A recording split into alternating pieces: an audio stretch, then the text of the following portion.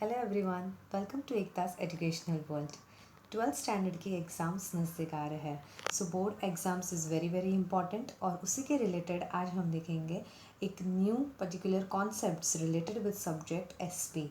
SP को बताया जाता है सेक्रेटरियल प्रैक्टिस, जो बहुत ज़्यादा इम्पॉर्टेंट है। तो उसके रिलेटेड कुछ इम्पॉर्टेंट कॉन्सेप्ट आज हम इस वीडियो में देखेंगे। तो प्लीज़ इस वीडियो को एंड तक ज़रूर देखिएगा and please like, share and subscribe to this video. Now concepts के बारे में हम जानते हैं, उसके पहले हम देखते हैं कि सब्जेक्ट क्या बताना चाहता है। ओके, सो कॉन्सेप्ट्स के रिलेटेड सबसे पहले हम जानते हैं related with subject. Now SP ये एक कंपनी लॉ है जहाँ पर हमें एक पर्टिकुलर कोर्स करना पड़ता है जिसको हम कहते हैं ICSI, institute of company secretary of India. Then उसके रिलेटेड हमें गवर्नमेंट से सर्टिफिकेट मिलता है जिसके ज़रिए हम कंपनी में एज ए सेक्रेटरी ज्वाइन हो सकते हैं। सो ये कोर्स और साथ में ये सब्जेक्ट दोनों ही बहुत ज़्यादा इम्पॉर्टेंट है। दो students who want to set their career after 12th standard, right, or after TY BCom after 15th standard, so they can pursue for this particular subject और particular course। तो यहाँ पर इसके बारे में हम जानते हैं कि कहाँ कहाँ ये कंपनीज़ में कहाँ एप्लीकेबल होता है। So it's departments of companies, law departments, insurance companies, banks, काफ़ी सारी जगहों पर हम इसका इस्तेमाल करते हैं। यस, तो एसपी सब्जेक्ट इसीलिए बहुत ज़्यादा इम्पॉर्टेंट है। आगे हम बात करते हैं टर्म सेक्रेटरियल प्रैक्टिस। तो ये किसके साथ जुड़ा हुआ है? सो इट्स इंक्लूड स्किल्स और प्रोसीजर्स, क्या क्या मेथड्स यूज़ होती है इन वर्क रिलेटेड विथ, मतलब डिपेंड करता है कंपनी पे।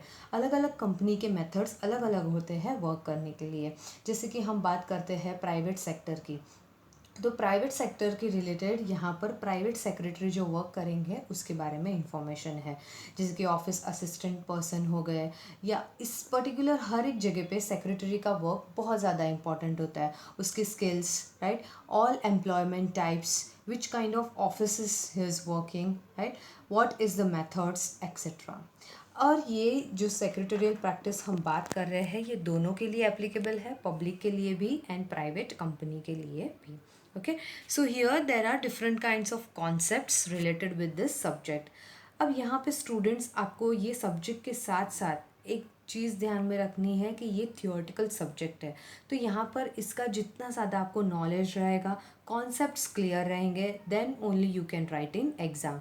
सो द कॉन्सेप्ट्स के लिए हमारा एक बेसिक माइंड सेट होना चाहिए कि येस ये कॉन्सेप्ट समझ में आ रहा है या कॉन्सेप्ट के बारे में पता है, then only we can write in exam. Otherwise it is difficult to write something about any concept, right, because this concepts are very new. Now first, that is memorandum of association. Then the second one, articles of association, doctrine of ultrawires, and the last one, prospectus and types।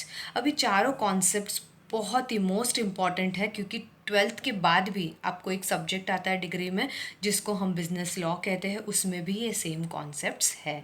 तो इसीलिए इसकी जानकारी होना बहुत ज़रूरी है और ये एग्ज़ाम पॉइंट ऑफ व्यू के लिए भी बहुत इंपॉर्टेंट है।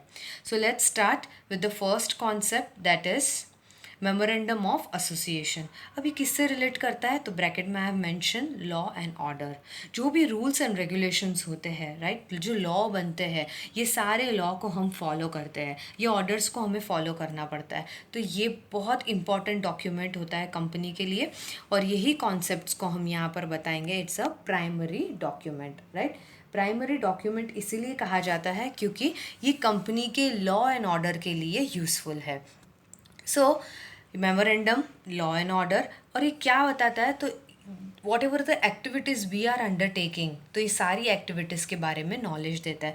जैसे कि कंपनी में किस तरीके से कौन से असेट्स को रखना है, right, which kind of particular methods that needs to be use, वो हम डिसाइड करेंगे और उसके रिलेटेड हम देखेंगे कि क्या लॉ फॉलो होता है। ओके, जो गवर्नमेंट ने लॉ फॉलो करने के लिए बताया है हमें उसी तरीके से उसको फॉलो करना है। Now here there are 7%। अगर पब्लिक कंपनी की हम बात करें तो वहाँ पर 7% होते हैं। ओके, अगर हम बात करते हैं प्राइवेट कंपनी की तो वहाँ पर 2% होते हैं। Depends upon company. ओके, तो यहाँ पर कंपनी के रिलेटेड है। पब्लिक कंपनी में कितने लोग रहेंगे? 7 लोग। प्राइवेट कंपनी में 2 लोग। और 1 पर्सन कंपनी, जिसको आप OCM में पढ़े हैं, सोल ट्रेडिंग कंसर्न, तो अगर एक ही पर्सन, इंडिविजुअल पर्सन बिजनेस को रन कर रहा है तो वहाँ पर एक ही पर्सन होगा। ओके, और कोई भी अदर एक्टिविटी के बारे में बात करते हैं तो वो एक्टिविटी लॉ एंड ऑर्डर के अगेंस्ट नहीं जानी चाहिए। अगर लॉ एंड ऑर्डर के अगेंस्ट है तो डेफिनेटली वो वैलिड नहीं है। ओके, तो लॉ एंड ऑर्डर के हिसाब से ही बिजनेसमैन अपना बिजनेस रन करेगा, otherwise it want to work in market. Now second concept की ओर बढ़ते हैं। सेकेंड कॉन्सेप्ट है हमारा आर्टिकल्स ऑफ एसोसिएशन। अब ये कौन सा है? तो this is the second most important concept in business. Now why it is important? Because ये हमें रजिस्टर करना पड़ता है जहाँ पर कंपनीज़ का रजिस्ट्रेशन होता है। यस स्टूडेंट्स, हर बार हमें कंपनीज़ का रजिस्ट्रेशन करना होता है, तो वो पर्टिकुलर कंपनी में हमें बताया जाता है कि किस तरीके से इसको रजिस्टर करना है। उसको ROC कहते हैं, that is registrar of companies. ROC में रजिस्टर करने के बाद हमें आर्टिकल्स ऑफ एसोसिएशन इम्पॉर्टेंट होता है। मतलब जिस टाइम पे हम रजिस्ट्रेशन करवाते हैं उसी पर्टिकुलर टाइम पे आर्टिकल्स ऑफ एसोसिएशन एप्लीकेबल हो जाता है। तो जहाँ पर इसको क्या बताया जाता है? Incorporation means registration of company. Company जब सेट होती है, राइट, तो उस टाइम पे आर्टिकल्स ऑफ एसोसिएशन इंपॉर्टेंट होते हैं। नाउ आर्टिकल्स ऑफ एसोसिएशन क्या है? तो it's rules and regulations of company, जो हर कंपनी को फॉलो करना ही है। इसमें बहुत सारे अलग अलग टाइप्स ऑफ ऑर्डर्स होते हैं, types of rules and regulations होते हैं, क्योंकि हर एक कंपनी के रूल्स रेगुलेशंस अलग अलग होते हैं। जैसे कि पावर्स, राइट्स, ड्यूटीज़, अलग अलग board of directors, their office staff, okay, their अलग different particular scenario methods that all will be included under articles of association. in short आपको याद रखना है तो यहाँ पर आएगा rules and regulations. yes, अब ये internal management के लिए important है. yes, why internal management? because ये company के rules and regulations है, so it will lead to internal. Okay, whereas memorandum की बात करें तो लॉ एंड ऑर्डर आउटसाइड हमें गवर्नमेंट से मिलते हैं, तो that is of external management. Third one we will do, that is doctrine of ultra wires. Now what is this? So doctrine of ultra vires को स्प्लिट किया है 2 word में, ultra vires. Ultra का मतलब होता है बियॉन्ड, बहुत आगे, एंड वायर्स का मतलब होता है पावर्स। तो जो भी पावर्स हमारे पास है उसके बहुत आगे की बात है ये, right, beyond powers, so that is ultra wires. Now beyond powers, that means what? Power of memorandum of association, right, क्योंकि मेमोरेंडम ऑफ एसोसिएशन क्या है? All law and order. तो उसके आगे और कुछ ऑर्डर्स हमें अगर रखने हैं related with the company, so that will leads to ultra vires, right. तो यहाँ पर क्या इंफॉर्मेशन बताई जाती है? Let's read. It states that any activity done by company beyond power of company will be null and void और legally ineffective even if all members have agreed to such act. Got it?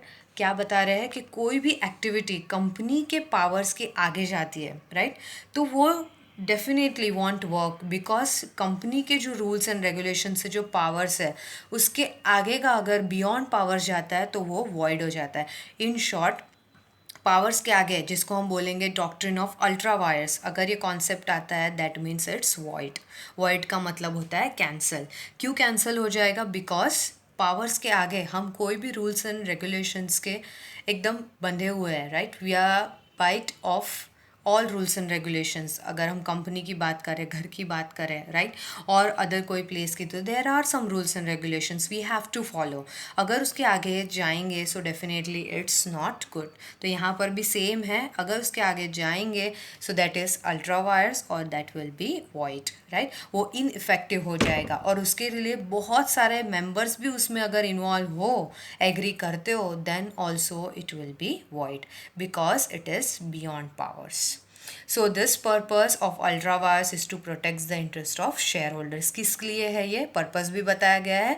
Because of for home, for share holders, जैसे कि creditors होते हैं, investors होते हैं, bankers होते हैं, right, stake holders होते हैं जो पुराने शेयर होल्डर्स, उन सब के लिए, उन सब का जो इन्वॉल्वमेंट है कंपनी पे वो सेम रहे, इसीलिए हम ये सेट करते हैं, that is doctrine of ultra vires. The last one, prospectus and its types, right? अब prospectus and its types में हम क्या देखेंगे? सो डेफिनेटली प्रोस्पेक्टस का मतलब क्या होता है? Its various information, right, detail में इन्फॉर्मेशन पता चलती है. जैसे कि अगर हम कंपनी वगैरह में भी जाते हैं या फिर कोई कॉलेज की भी बात करें तो वहाँ पर भी एक डिटेल इन्फॉर्मेशन प्रोवाइड किया जाता है, उसको बोलते हैं प्रोस्पेक्टस, राइट.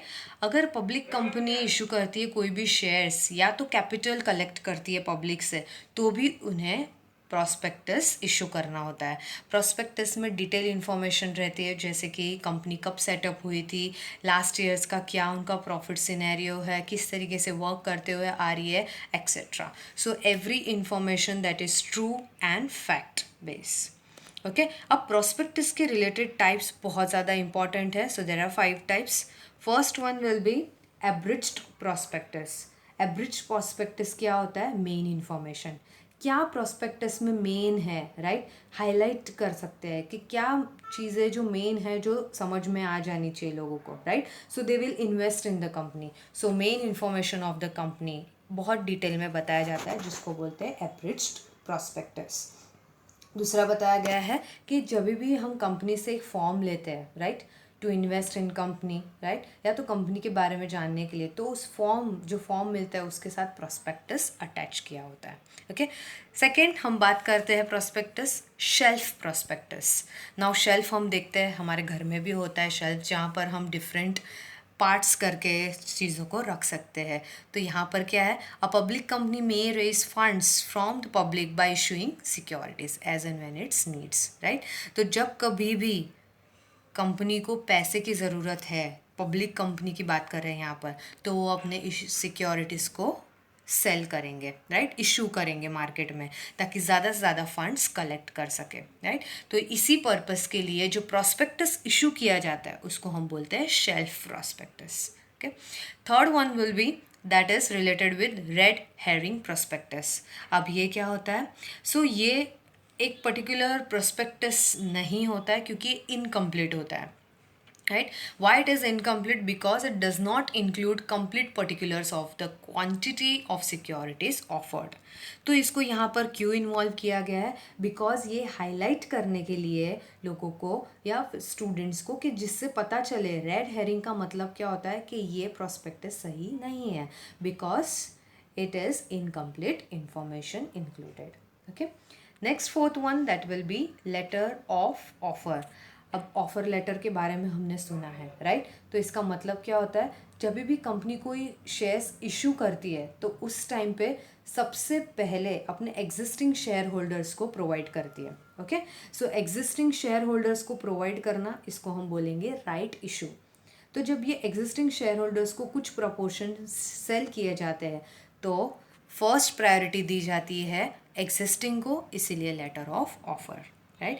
ये अलग टाइप का प्रोस्पेक्टस है because it leads to rights issue. When the document issued by the company is called offer letter, right. Detail information रहता है ऑफर लेटर में, जहाँ पर सारी इन्फॉर्मेशन दी जाती है कि कंपनी क्या इशू कर रही है, कितनी सिक्योरिटीज़ इशू कर रही है, राइट. तो कंपनी से इशू होता है, that's why is letter of offer, right. So this is what we have done in today's particular video. That's it for today. Please like, share and subscribe to my channel, and thank you so much for watching my video.